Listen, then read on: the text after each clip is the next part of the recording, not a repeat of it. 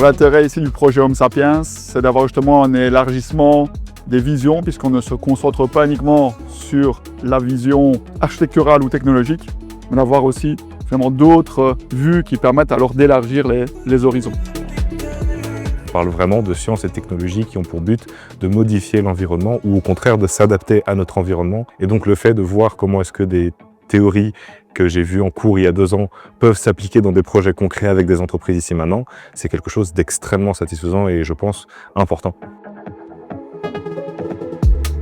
De voir des jeunes qui sont intéressés par changer le futur et voir les choses différemment et qui rejoignent notre vision, c'est intéressant effectivement. C'était vraiment une chouette expérience d'être dans un contexte comme ça, interdisciplinaire, de pouvoir rencontrer plein de personnes différentes. C'était vraiment enrichissant à ce niveau-là.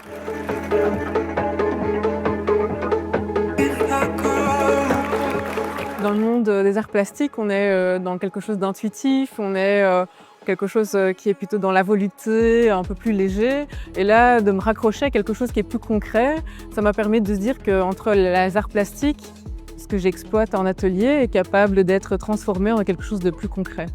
Les étudiants, on leur a demandé d'être dans le conceptuel, justement pour se libérer, pour dépasser leurs limites.